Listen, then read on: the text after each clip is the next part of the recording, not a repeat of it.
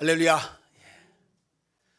오늘 제목을 제가 나는 누군가, 사람에게 던지는 가장 근원적인 가장 깊은 질문이 아닐까라는 생각이 듭니다.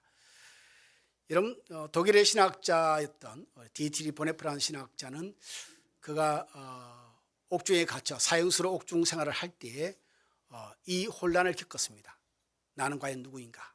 라는 질문에 대한 고민을 한 흔적이 있습니다. 그가 지은 책 옥중서관이라는 책을 보면은 시가 한 편이 있는데 시 제목이 나는 누구인가라는 시입니다. 제가 중간중간 짧게만 제가 한번 읽어드리겠습니다. 나는 누구인가? 사람들은 자주 말한다. 내가 감방문을 났을 때 마치 영주의 성에서 나오는 것처럼 그렇게 침착하고 밝고 당당하게 나온다고. 그러나 정말 나는 그런 사람인가? 아니면 내가 스스로 아는 나일까? 나는 누구인가? 기다림에 지쳐 멀리 있는 친구들을 위해 기도하는 것조차 지쳐버린 공허하고 지친 사람인가? 그러나 이것은 분명하다. 나는 누구이든지 주님, 나는 당신의 것입니다. 보네프의 이 갈등의 이 번민의 과정 가운데 결론은 뭐냐면, 사람들이 나를 이렇게 지칭하고 저렇게 지칭할 수 있겠지만, 혹은 좋게 혹은 나쁘게, 그러나 내가 아는 진리 하나는 나는 하나님의 것이다. 그렇게 그는 39세에 사형장 이슬로 사라지게 됩니다. 여러분, 오늘 또 설교를 끝내고 제가 바라는 부분은 이것이기도 합니다. 주님, 내가 지금 이 모습이 어떠하든지 나는 주님의 것입니다. 이 고백 가운데서 오늘 제가 전하는 메시지가 아름답게 신앙이 세워지는 바람이 제 속에서 있습니다. 여러분, 오늘 본문은 한 갓난아이로 시작합니다. 출애굽기의 주인공이기도 하죠. 주인공은 하나님이시지만 우리가 사람으로 치면 모세가 등장하는데, 여러분, 이 모세가 등장해서 나오는 이야기가 사뭇 이게 굉장히 심각합니다. 왜냐하면 이 아이는 한 아이의 이야기가 아니고 한 민족의 이야기고 한 역사의 이야기입니다. 또한 제가 이 이야기를 끄집어내는 것은 또한 이 시대를 사는 우리의 이야기이기도 하기 때문입니다. 여러분, 오늘 본문을 통해서 나는 누구인가라는 이야기를 할 텐데, 자, 이 당시 출애굽기 2장의 상황은 상당히 힘든 시기입니다. 히브리인들이 애굽에서 노예 생활을 하는 가정 가운데 있습니다. 게다가 여러분, 출애굽기 1장 22절을 보면 뭐라고 기록되어 있냐면, 바로가, 애굽의 왕이죠, 바로가 그의 모든 백성에게 명령하여 이르되 아들이 태어나거든 너희는 그를 나일강에 던지고 딸이거든 살려두라 하였더라. 노예로 살고 있는 더부살이하는 이 히브리인들이 너무 번성해서 숫자가 너무 많아지니까 이 애굽 왕이 위기를 느끼면서 그들의 출산을 제한하는 가운데 남자들은 다 죽이라고 명한 거죠. 나일강에 다 버리라는 겁니다. 죽이라는 것이죠. 여러분, 모세가 태어났는데 태어난 그의 삶 앞에 주어진 것은 죽음입니다. 그것이 모세의 삶이었습니다. 시작이었습니다. 그 시대에 모세가 태어났고 3개월 내에 그는 나일강가에 버려집니다. 그게 모세의 삶의 시작입니다. 오늘 보면 2절 3절은 이 내용을 담담하게 이렇게 기록하고 있습니다. 아들을 낳으니 그가 잘생긴 것을 보고 석 달 동안 그를 숨겼으나 더 숨길 수 없게 되며 그를 위하여 갈대 상자를 가져다가 아기를 거기 담아 나일강가 갈대 사이에 두고. 한 어머니가 아들을 낳았는데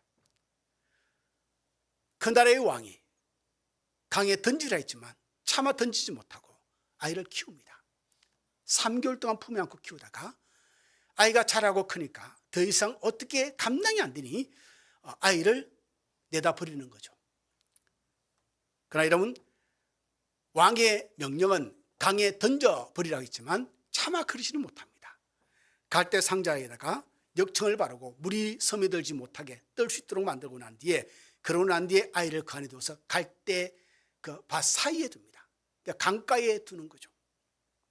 근데 여러분, 이게 그렇게 안전하지 않습니다.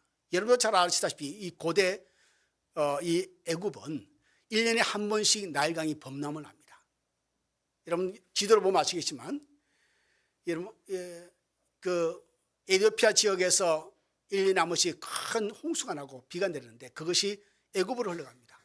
그러니까 남에서 북으로 올라가서 지중해로 들어가는 것이 나일강인데, 그러면 그때마다 애굽이 나일강이 범람해서 옥토가 됩니다. 이 당시 고대 애굽 땅은 굉장히 비옥한 나라였고 굉장히 풍부한 나라입니다. 곡식이 부족함이 없는 나라였죠. 그것 때문에. 그런데 그 나일 강가에 갈대밭에 숨겨놨다는 것은 언젠가 강이 불어나면 언제든지 이 갈대 상자는 떠내려가게 되겠죠. 어떻게 될까요, 여러분? 이 갈대 상자는 동력이 없습니다. 엔진도 없고 아무도 없습니다. 아예 혼자 타고 있습니다. 방향도 스스로 정하지 못합니다. 나일강이 범람한 대로 흘러가면 흘러갈 뿐입니다. 여러분, 저는 그래서 첫 번째 주제를 이렇게 잡아봤습니다. 나일강가 갈대 숲가에 놓인 갈대 상자와 같은 나는 누구인가? 나는 나일강가 갈대 숲 사이에 놓이는 갈대 상자와 같은 것이 나란 존재다. 나의 인생이다. 우리는 스스로 살아보려고 애를 씁니다. 그러지 않은 사람 누가 있겠습니까? 애를 쓰죠. 최선을 다합니다. 방향을 정하고 계획을 잡습니다. 근데 여러분, 살아봤지 않습니까? 인생이 내 계획대로 그렇게 넉넉하게 되지 않습니다. 방향을 잡지만 그 방향대로 살아간다 했지만 내가 원하는 열매를 거두지도 못합니다. 결과가 그리 만족스럽지도 못합니다. 마치 이 갈대 상자가 나중에 물이 불어나서 떠내려가면 그렇게 흘러가듯이 부평초처럼 그렇게 살아가게 되는 것이 인생의 한 부분인 것이죠. 어떨 경우에는 우리의 삶이 정말 파라다이스 같은 꿈을 꾸다가 살다가 병이 찾아옵니다. 그러면 그것으로 삶을 끝내야 됩니다. 일찍 인생을 마감하는 일도 들어있습니다. 어떤 일은 사고로, 질병으로, 어떤 경우는 사업의 실패와 환경의 어려움으로 해서 삶이 무너지고 갈 바를 알지 못하고 주저앉아버리는 인생들이 얼마나 많은지 모릅니다. 그러나 여러분, 우리는 우리가 원하는 대로 인생을 살아가 지치지 않습니다. 야고보서 4장 14절은 이렇게 기록하고 있습니다. 내일을 너희가 알지 못한다. You don't know about tomorrow. 우리는 하나님의 나라 앞에서 내일을 알고 살아가는 존재가 아닙니다. 너희 생명이 무엇이냐? 너희는 잠깐 보이다가 없어지는 안개니라 말합니다. 찰나의 순간처럼 사라지는 것이 인생이고, 그것이 80년, 지금 100세의 세대를 살고 있다 하지만 인생이 존재 자체가 그러하다는 것이 성경의 정의입니다. 이 부분에서 우리가 중요한 사실 하나 인지하고 넘어가야 됩니다. 우리의 인생이 뭐라 그랬죠? 나는 애굽 강가에 놓이는 강가에 있는 갈대 숲 사이에 놓이는 갈대 상자와 같다 했는데, 여러분, 우리가 한 가지 분명히 짚고 말할 사실은 모세의 부모가 모세를 버렸을까? 제가 보는 것쯤은 버리지 않았다는 겁니다. 저는 본문을 어떻게 해석하냐면, 모세의 부모가 모세를 버린 것이 아니라 모세를 비로소 하나님의 손에 온전히 맡겨드렸다는 것이죠. 3개월 동안 자신이 스스로 키우려고 애를 썼습니다. 온 힘을 다했습니다. 애기 울음소리가 집 밖에 나가지 않도록 얼마나 애를 썼을까요? 눈치를 보면서 얼마나 수고를 했을까요? 전전긍긍하며 시간을 보냈을 겁니다. 하나님께 도움도 구했겠죠. 그래도 감춰질 수가 없습니다. 석 달, 소위 100일쯤 가까웠을 때 부모들은 알았습니다. 여기가 우리의 한계다.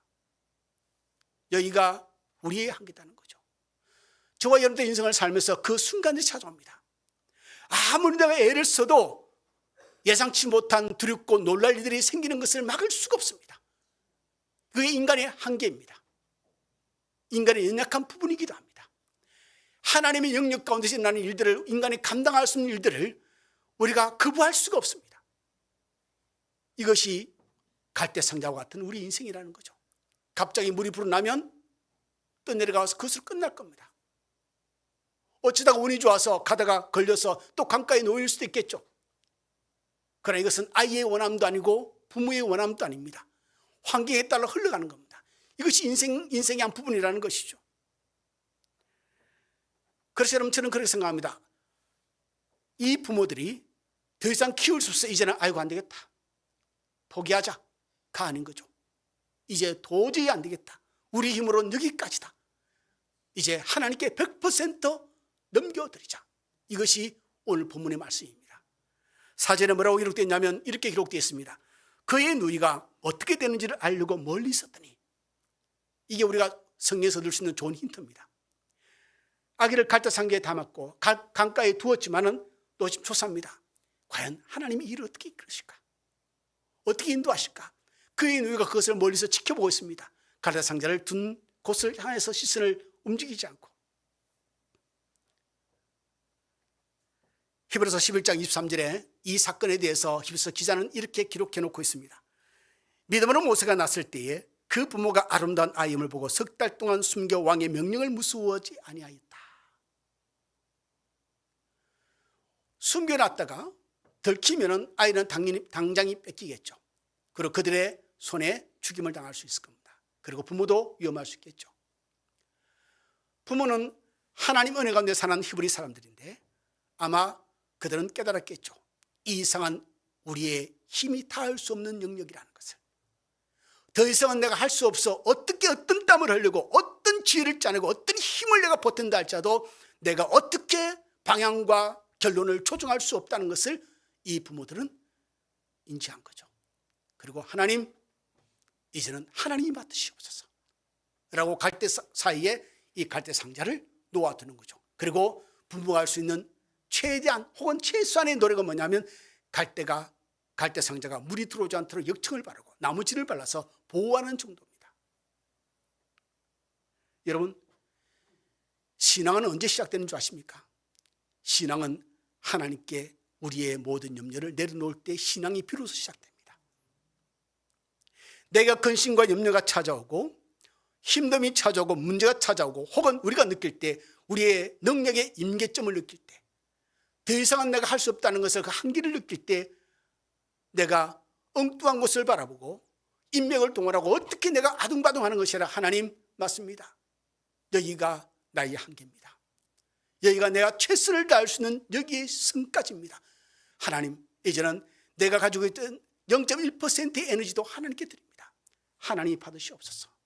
여기에 진짜 하나님에 대한 믿음이 시작되고 하나님의 기적과 능력이 시작되는 시발점이 되는 것이 이 순간인 것이죠.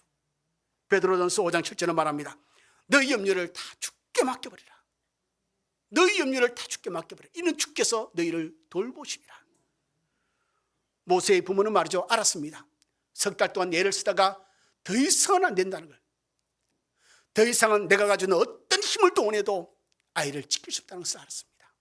그래서 그의 생명을 하나님께 내어드리는 순간이 뭐냐면 아이를 갈대상자에 담아서 강가에 두는 겁니다. 누구든지 우리의 인생이 이와 같다는 것을 느끼는 순간이 올 겁니다.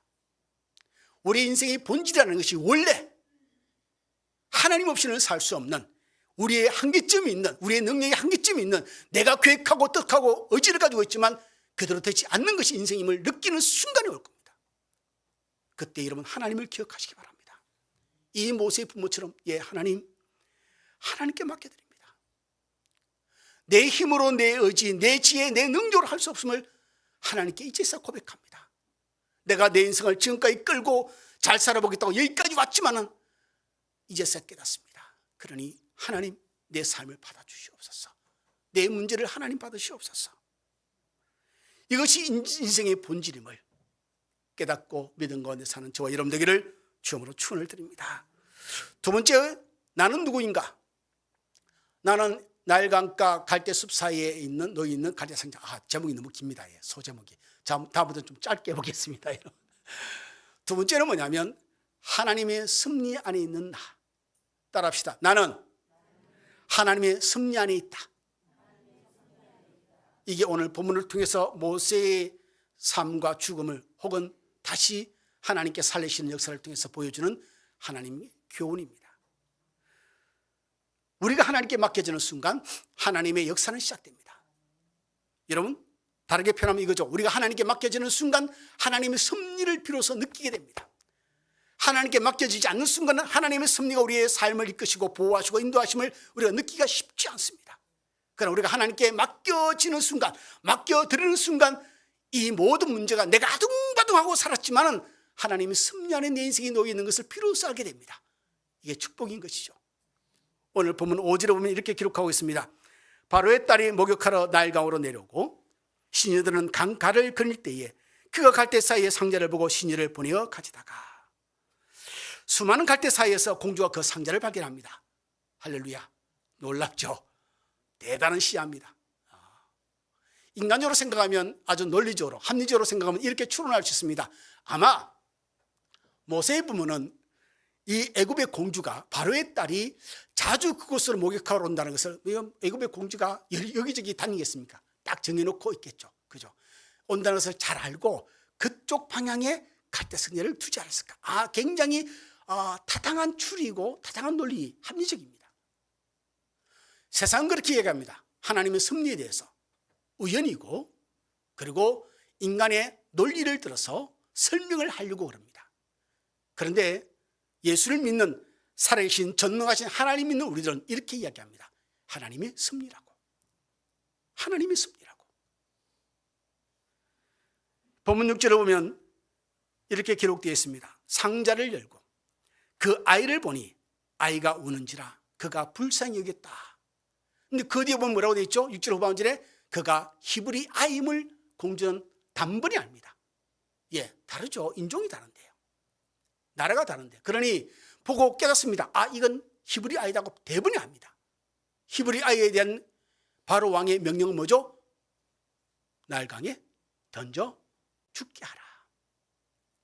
그런데 이 공주의 마음에 이 아이를 불쌍히 여기는 마음이 옵니다. 사람의 마음은 하나님만이 주장하십니다. 하나님의 섭리가 이 과정 가운데서 아이가 갈대 사이에 놓아주고 바로 공주가 발견하고 그의 마음이 통하여지고, 여러분 참 역설적이지 않습니까? 하나님의 기적은, 하나님의 역사는 역설적입니다. 인간은 아무리 애를 쓰다가 아이고 모르겠다, 하나님 나는 끝났습니다, 나는 모르겠습니다, 이제 하나님밖에 없습니다, 그럴 때 비로소 하나님의 일이 시작됩니다. 역설적입니다. 우리가 에너지가 좀 있을 때 하나님이 도와주시면 속된 말로 치고 나갈 텐데, 그렇지 않습니까 여러분? 바닥을 치고 완전히 절망하고 완전히 낙담해서 바짝 엎드릴 때 하나님의 일이 그때 시작됩니다. 어떨 때는 야속하기조차 합니다. 내가 에너지가 있을 때 하나님 나를 도와주시면 차고 더 높은 곳으로 올라가지 않을까? 이거는 얄팍한 우리의 생각입니다. 우리는 그렇게 생각합니다. 우리가 에너지를 갖고 열심히 일할 때 하나님 도와주시면 저 하늘 끝까지 올라갈 텐데, 내가 완전히 내려지고 포기할 때 왜 그때서 하나님은 일하실까? 왜 그러실까? 왜냐하면 하나님은 하나님으로 온전히 인정받기를 원하십니다. 무슨 말이냐면, 너희의 에너지가 가미되면 너희가 나중에 하나님 은혜를 입고 난 뒤에 이렇게 말하겠죠. 내가 잘나서 그랬다 할 겁니다. 내가 못나고 능력이 없고 내가 도저히 이것을 감당치 못하는 것을 완전히 인지하고 포기했을 때 하나님이 이러셨다면 이렇게 고백하죠. 전적인 하나님의 은혜입니다. 그러니 여러분, 에너지가 바닥일 때 고백하지 말고 에너지 좀 있을 때 고백하십시오. 뭘요? 하나님, 나는 못합니다. 하나님이 도와주셔야 됩니다. 이 고백을 좀 더 수월하게 할 수 있으면 얼마나 감사할까? 여러분, 시편 33편 11절은 말합니다. 여호와의 계획은 영원히 쓰고 그의 생각은 대대에 이르리로다. 할렐루야. 하나님이 이루고자 하면 과연 막을 자가 누가 있겠습니까? 하나님이 살리고자 하면 그 생명을 취할 자가 세상에 누가 있겠습니까? 여러분, 여기서 하나님의 섭리는 끝나지 않습니다. 동생 모세의 갈대 상자를 바라보고 있는 자가 있었죠. 누나 미리암입니다. 그때 그를 불쌍히 여기는 마음을 이렇게 지켜보다가 미리암이 제때에 등장합니다. 아주 적재적소라는 말을 참 놨습니다. 등장해서 이렇게 말합니다. 내가 히브리 여인을 데려다가 이 아이 젖을 먹이겠습니까? 7절에 기록되어 있죠. 그의 누이가 바로의 딸에게 이르되 내가 가서 당신을 위하여 이 아이에게 젖을 먹일 히브리 여인을 불러다 드릴까요? 이 히브리 여인은 누구죠? 모세의 어머니죠. 모세의 어머니는 아들을 잃어버릴 수 있습니다. 하나님이 그 생명을 붙드시고 그 생명을 다시 모세의 어머니에게 돌려줍니다. 딴 사람의 젖을 먹지 않고 어미의 젖을 먹고 아이가 자랍니다. 아마 이 기간 동안 알아듣던 듣지 못한 모세의 어머니는 계속해서 교육을 했겠죠. 인지, 너는 히브리 사람이다. 너는 하나님의 아들이다. 하나님은 살아계시다. 아브라함의 하나님, 이삭의 하나님, 야곱의 하나님이 너희 하나님이시다. 우리를 다시 하나님이 이 애굽 땅에서 돌이켜서 하나님의 땅으로 인도해 주실 것이다. 계속 그것을 아마 교육시켰을 겁니다. 여러분, 그렇게 돌아왔을 뿐만 아니라 나중에 아이가 자라면서 왕궁으로 들어가 세상에서 가장 안전한 장소 왕궁에서 왕자로 40년의 인생을 살게 됩니다. 이 모세를 통해서 하나님은 홍해를 가르칩니다. 이 모세를 통해 히브리인들을 노예에서 해방시켜 하나님의 땅으로 인도하십니다. 반석에서 물을 내시고, 그리고 정말 하나님의 역사 가운데 하나님의 역사를 이끌어 가십니다. 율법을 하나님께로 받는 역사의 주인공이 되기도 합니다. 여러분, 성경은 반복해서 우리에게 주는 메시지가 있습니다. 그것은 뭐냐면 하나님은 가장 약할 때에 강함이라. 하나님은 바닥에서 하나님이 일을 행하시고 약한 자를 들어서 강한 자를 부끄럽게 하시는 하나님이시라. 하나님은 버려진 것처럼 보이는 가장 낯선 곳에서 하나님은 그의 일을 싹을 틔우신다는 것을, 고린도서 1장 27절은 기록되기를 하나님께서 세상의 약한 것들을 택하사 강한 것들을 부끄럽게 하려 하시나니. 모세는 갈대 상자 속에 놓인 어린아이입니다. 태어난 지 90일 된 아이. 아무것도 할 수 없습니다. 그의 의지의 표현은 어느 것밖에 할 게 없죠. 상자가 물에 떠내려가면 그냥 떠내려가야 했을 겁니다. 그런데 여기에 하나님의 섭리가 있습니다. 그 섭리를 통해서 갈대 상자에서 버려졌던, 놓아졌던 이 아이가 말씀드렸듯이 홍해를 가르고 반석에 물을 내고 하나님 율법을 받고 하나님 백성들을 300만이 되는 하나님 백성들을 꺼서 유대 땅으로 이제 팔레스타인을 이끌어 가시고 하나님 역사를 세워나가시고, 오늘 하나님은 저희에게 이렇게 말씀하라고 저는 생각합니다. 오늘 주제가 뭐죠? 나는 누구인가? Who am I? 하나님 이렇게 말씀하실까 생각합니다. 모세를 예를 들면 너는 갈대 상자에 담겨 나일강에 떠내려가다가 망할 인생이 아니다. 너는 갈대 상자에 놓여 있는 인생으로서 나일강의 강물에 떠내려가서 그대로 끝날 인생이 아니다. 내가 너를 사랑하고 내가 너와 함께 있고 내 섭리의 손길이 너를 이끌고 너를 붙들고 있으리라. 할렐루야. 우리 옆에 분들 인사합시다. 기니까 짧게 하겠습니다. 너는 이대로 끝날 인생이 아니다. 예. 이대로 끝날 인생이 아니다. 이런 갈대 상자에 놓여 있는 모세는 가치가 없습니다. 사회적으로 그리고 세상적 가치로 논할 때에 죽음 앞에 놓여 있는 그 아이가 무슨 의미가 있겠습니까? 그러나 하나님이 그의 손길을 붙들으시고 하나님의 섭리가 그 가운데 역사하셔서 그를 모세를 하나님 위대한 지도자로 세우시고 하나님 구원의 역사를 이끄는 하나님의 사람이 되신 것이죠. 그러니 여러분, 우리는 어쩌면 갈대 상자에 놓여서 나일강에 떠내려가 죽을 인생일지도 모르겠습니다. 그러나 그렇지 않습니다. 우리의 삶을 결정짓는 것은 갈대 상자가 아닙니다. 내가 태어나면서 가지게 된 환경과 조건도 아닙니다. 내 능력도 아닙니다. 내 인생을 결정짓는 것은 하나님의 섭리입니다. 하나님의 뜻이죠. 하나님의 의지입니다. 그러니 내가 남과 비교해서 나는 왜 이래 흙수저일까? 내 환경은 왜 이럴까? 나는 왜 처지가 왜 이럴까? 우리는 남과 비교해서 우리는 그렇게 우리 자신을 망할 존재로서 우리는 인식하고 낙담 가운데 살아갈 수도 있을 겁니다. 그러나 기억했으면 좋겠습니다. 우리 뒤에 하나님이 계시다는 것을, 하나님 나를 살아하신다는 것을, 모세의 부모가 모세를 버린 것이 아니라는 것을, 모세를 하나님의 승리 가운데 하나님의 손길에 온전히 오로지 넘겨드린 것이라는 것을, 우리의 삶이 이 척박한 약한 세대에 버려진 것이 아니라 하나님의 손길 가운데 붙들리는 존재라는 것을, 지금의 여러분의 모습과 가지고 있는 문제와 다양한 고민들과 그리고 고통들이 여러분의 마지막 삶을 결정짓지는 않습니다. 하나님의 손길이 여러분과 함께 하십니다. 우리가 이해할 수 없는 하나님의 섭리가 우리의 삶 전체에 도도하게 흘러갈 겁니다. 그리고 우리가 그 하나님의 존재를 인지하고 그리고 고백하고 하나님께 우리의 삶을 맡겨드린다면 하나님은 그때부터 그의 일을 우리에게 보여주기 시작할 줄 믿습니다. 나는 누구인가? 나는 내가 태어나서 가졌던 환경과 조건에 매인 존재가 결코 아니다. 세상이 나에게 지칭하는, 사회가 나에게 지칭하는, 혹은 이웃들이 주위 사람 나에게 정의 내리는 그런 존재가 나는 결코 아니다.